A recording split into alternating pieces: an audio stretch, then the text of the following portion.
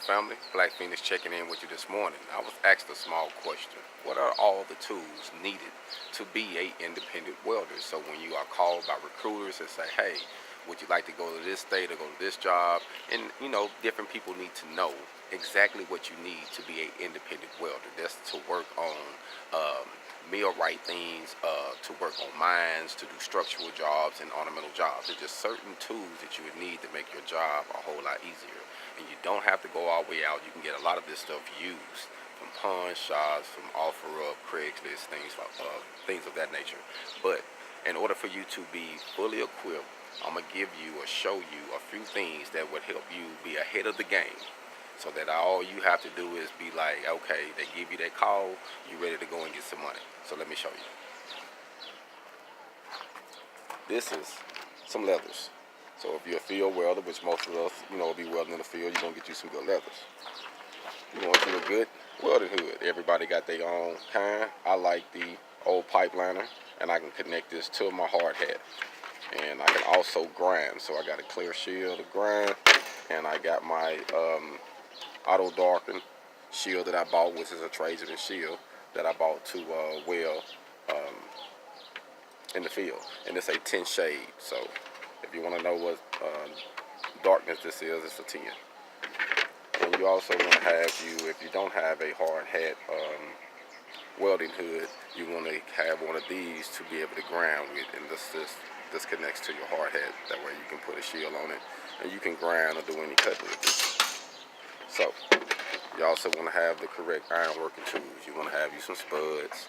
I have also the spuds wrench, so I can be able to put different sockets on the end. I like this one better than actually having this, because I got the right sizes.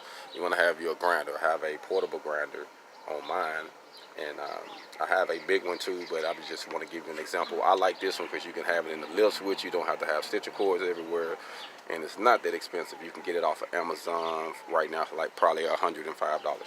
So you want to get you a good tape measure. Always have your good tape measure. I say between 25 and 35 foot on the tape measure. You want a good hard hat, real good hard hat.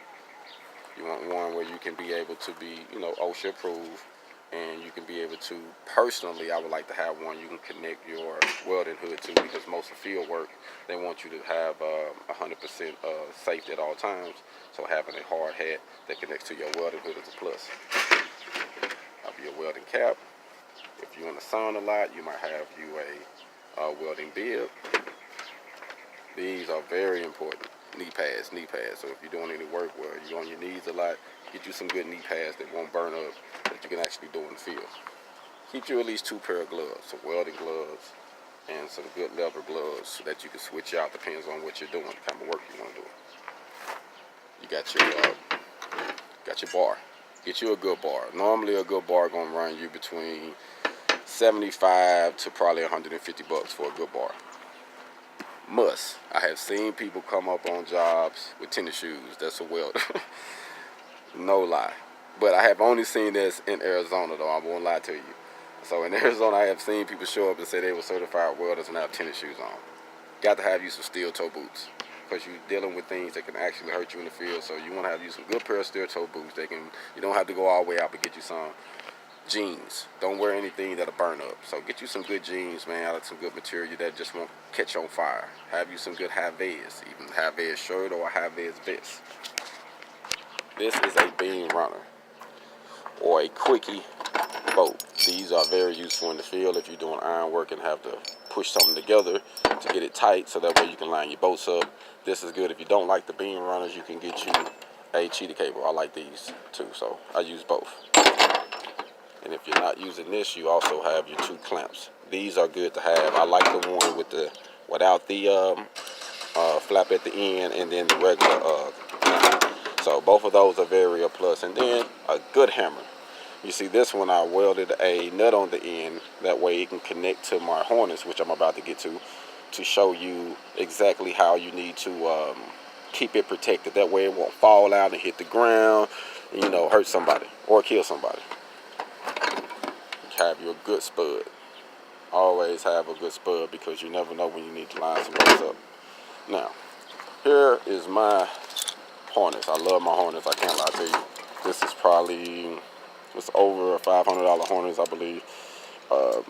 More than that with the accessories, but you know, I got my, you know, my pouches on here. I got my deals for my spud wrenches, for my hammer. I got the double landers on here. I like them. And on this one, if you fall, you also have the safety protection where you can also stand up to get some tension off your legs if you high and you have to wait for a while and you fall or something happen. So this is a plus to me. So it's worth buying some that at least got this on there. I'm gonna show you this, and not just get a regular harness. You know what I mean? You can still get a good harness and spend about $150 and have these on there, $200. But you want to have these. That's a plus to me personally. Like I say, this one got a lot of comfort, so it's good. I like this one. I keep 2 bags on mine if I'm got bolts on one end or whatever I got on the other end, but I like to have 2 of them. So these are just a few tools that you would need. Didn't want to go all the way out. As you see, it's nothing stupid expensive. I got my chipping hammer with my brush on it. I like this one. You know, this is kind of cool. You can get these off of Amazon for probably like $25, and then you can buy the replacement brushes. They're cheap. So I wanted to give you a small kit on what you needed to actually be an independent welder when you want to travel with recruiting services, certain jobs, when you move into a new city, you want to network. You don't have to have a big welding machine, but you do need some basic tools to be able to get started. Because I have seen people show up without the things they need. And I forgot to say safety glasses. These are my real glasses, but you want to have some safety glasses.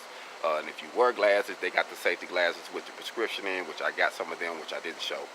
And you also want to, if you're fully independent, you know, to be able to get that $25 to $30 or $35 an hour, have your certs. Your AWS certs in flux core, 3G, 4G, and your stick in 3G or 4G or in 6G, and then that way you kill everything. But having them in your pocket and your OSHA 10 card, at least an OSHA 10, you can get some work. And so if you got them, you can get a lot of money. And then if you have your MSHAR card, that's just a plus. Then you can be able to do something else and get some more money. So having these cards are important, but having a few tools and having the right cards with just your welding certs and the tools you need, you can start getting some money as an independent welder. Hold on.